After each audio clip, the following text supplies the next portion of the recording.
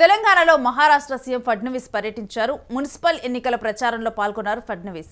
సిర్పూర్లో BJP అభ్యర్థుల గెలుపే లక్ష్యంగా ప్రచారాన్ని నిర్వహించారు. తెలుగులో ఉపన్యాసం ప్రారంభించారు మహారాష్ట్ర సీఎం. బీఆర్ఎస్, కాంగ్రెస్, బద్మాష్ పార్టీలంటూ ఇచ్చి పడేశారు తన స్పీచ్ను ఫడ్నవీస్. ఇక తెలంగాణలోనూ బీజేపీ జెండా ఎగురుతుందంటూ ధీమా వ్యక్తం చేశారు. ఫడ్నవీస్ ఎంట్రీతో సీఎం రేవంత్ వెన్నులో వణుకు పుడుతోంది అంటూ కూడా ఒక ప్రచారం జరుగుతోంది. ఇటీవల ఫడ్నవీస్, రేవంత్కు మధ్య ఒక డైలాగ్ వార్ నడిచింది. మైనార్టీ రిజర్వేషన్లపై బీజేపీకి రేవంత్ సవాల్ విసిరారు. ఇక కాంగ్రెస్ వల్లే దేశంలో ఈ దుస్థితి అంటూ ఫడ్నవీస్ ఫైర్ అయ్యారు. ఈ విధంగా కూడా వీళ్ళిద్దరికి మాటకు మాట అనేది కూడా నడవటం జరిగింది.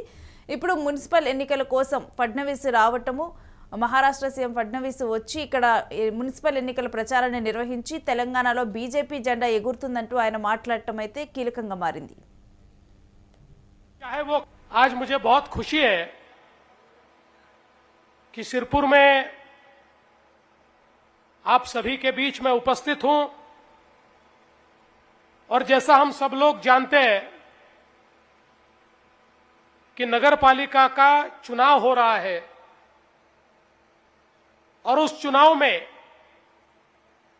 पूरी ताकत के साथ भारतीय जनता पार्टी मैदान में उतरी है और मुझे विश्वास है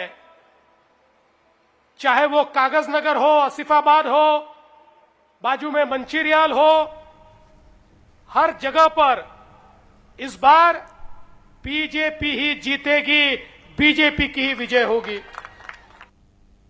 ఇక ఈ అంశం గురించిన డీటెయిల్స్ మా ప్రతినిధి సతీష్ అందిస్తారు.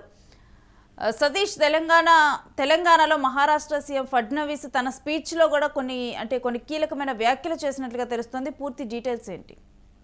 ఏదైతే తెలంగాణలో జరుగుతున్నటువంటి మున్సిపల్ ఎన్నికలకు ప్రచారంలో భాగంగా మహారాష్ట్ర ముఖ్యమంత్రి, బీజేపీకి సంబంధించినటువంటి మహారాష్ట్ర ముఖ్యమంత్రి దేవేంద్ర ఫడ్నవీస్ ఆయన ముఖ్యంగా ఈ రోజు సిర్పూర్ కాగజ్ నగర్, ఏదైతే సిర్పూర్ కు సంబంధించి అక్కడ జిల్లాలో పర్యటించారో అక్కడ మున్సిపాలిటీలలో బహిరంగ సభలో మాట్లాడుతూ చాలా కీలక వ్యాఖ్యలు చేశారు. దాంట్లో ఆయన కొన్ని తెలుగు వాక్యాలను కూడా మాట్లాడుతూ పెద్ద ఎత్తున ఆయన విమర్శలు చేశారు. బీఆర్ఎస్ పార్టీకి సంబంధించి అటు కాంగ్రెస్ పార్టీకి సంబంధించి కూడా పెద్ద ఎత్తున కొన్ని కీలక వ్యాఖ్యలు చేశారు. బీజేపీని చూస్తేనే బీఆర్ఎస్ కి, ఇటు కాంగ్రెస్ ముఖ్యమంత్రికి వణుకు పుడుతుంది అంటూ కూడా ఆయన ఘాటు వ్యాఖ్యలు చేసిన పరిస్థితులు కనబడతా ఉన్నాయి. ముఖ్యంగా ఈ సందర్భంగా ఆయన కొన్ని మాటలు ఏవైతే ఉన్నాయో అవి అందరినీ అక్కడ లోకల్ గా అక్కడ ఆ సభలో ఉన్నటువంటి వాళ్ళందరూ కూడా ఒక్కసారిగా షాక్ కు గురయ్యారు. ఎందుకంటే ఆయన తెలుగులో కొన్ని మాటలు వాడడం, ఆ వ్యాఖ్యలు కూడా తెలుగులో చేయడం పెద్ద ఎత్తున చర్చనీయాంశంగా మారినాయి. ముఖ్యంగా తెలంగాణ అభివృద్ధిని ఆ పార్టీలు అడ్డుకుంటా ఉన్నాయి.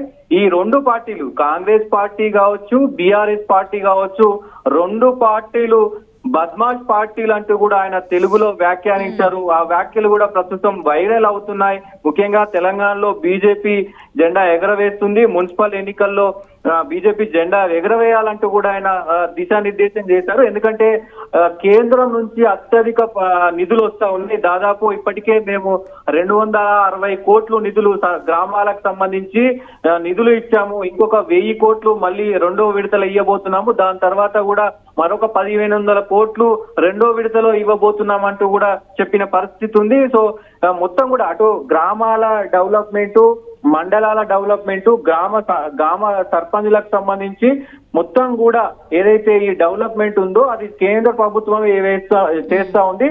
ఇప్పటికే రేవంత్ రెడ్డి చేసినటువంటి కామెంట్స్ ఏవైతే నా దగ్గర డబ్బులు లేవు, రాష్ట్ర ప్రభుత్వంలో ఖజానా లేదు అంటూ కూడా ఆయన చేసినటువంటి వ్యాఖ్యలను కూడా ఆయన లేవనెత్తారు. ఎందుకంటే కాంగ్రెస్ కు ఓటేస్తే గనక ఆయన దగ్గర డబ్బులు లేవు, మరి ఎలా డెవలప్మెంట్ చేస్తారంటూ కూడా విమర్శించిన పరిస్థితులు కనబడుతున్నాయి. ఈ మధ్య కాలంలో కూడా రేవంత్ రెడ్డి చేసినటువంటి కొన్ని వ్యాఖ్యలు ఏదైతే ఈ ముస్లిం సంబంధించిన హక్కులన్నింటినీ కూడా బీజేపీ కాలరాపుతుంది అంటూ కూడా ఆయన చేసినట్టు వ్యాఖ్యలను ఈ రోజు ఆయన గుర్తు చేస్తూ కూడా బీజేపీ పార్టీ అన్ని వర్గాలకు, ఎక్కడైతే ప్రస్తుతం కొన్ని మున్సిపాలిటీలలో అభ్యర్థులకు కూడా, ముస్లిం అభ్యర్థులకు కూడా టికెట్లు ఇచ్చారు. సో అక్కడ కూడా అవన్నీ కూడా మాట్లాడుతూ బీజేపీ ఎక్కడ కూడా ముస్లింలను కానీ ఇంకా వేరే మతస్థులను కానీ ఎక్కడ కూడా కించపరచట్లేదు, వాళ్లకు తక్కువ స్థానం ఇవ్వట్లేదు అంటూ కూడా గుర్తు చేశారు. దాంట్లో భాగంగానే మేము టికెట్లు ఇస్తున్నాము.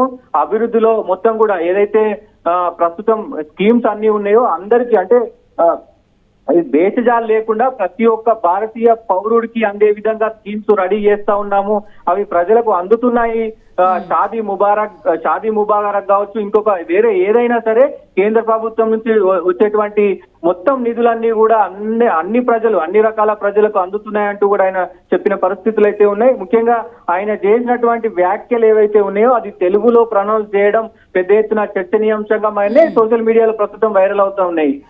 సతీష్, ముఖ్యంగా కూడా అంటే రేవంత్ కి మహారాష్ట్ర సీఎం రావటంతో కూడా వెన్నులో వణుక్కు మొదలైంది అంటూ కూడా ఒక ప్రచారం జరుగుతోంది.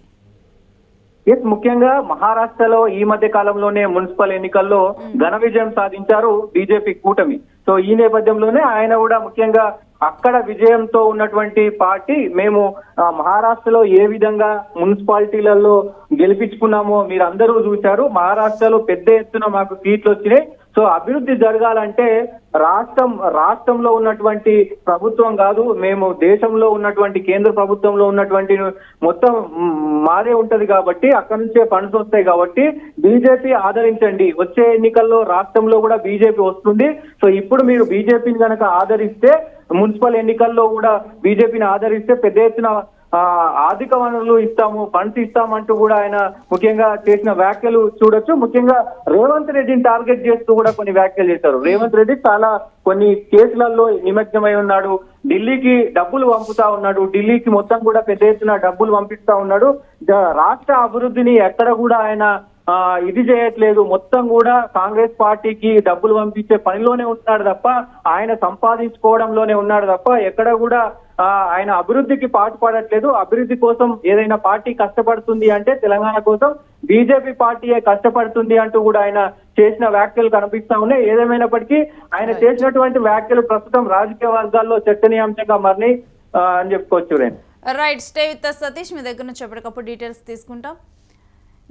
తెలంగాణలో ఇటు మహారాష్ట్ర సీఎం ఫడ్నవీస్ ఎంట్రీ ఇవ్వటము, దీంతో కూడా ఇప్పుడే చూస్తే కనుక ఇటు రేవంత్ రెడ్డి వర్సెస్ ఫడ్నవీస్ అన్నట్లుగా కూడా జరగటం జరిగింది. ఇక వీటన్నిటి తర్వాత ఈ సన్నివేశాల తర్వాత ఇటీవల ఫడ్నవీస్ రేవంత్కి మధ్య ఒక డైలాగ్ వారే నడిచింది.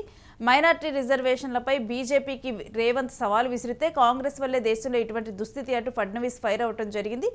ఈ అన్నిటి నేపథ్యంలో కూడా మహారాష్ట్ర సీఎం ఇక్కడ రావటము, ఫడ్నవీస్ తరువాత ఇక్కడ తెలంగాణను ఉద్దేశించి మరొకవైపు సీఎం రేవంత్ రెడ్డిని ఉద్దేశిస్తూ కూడా ఆయన వ్యాఖ్యానించడం చర్చనీయాంశంగా మారింది.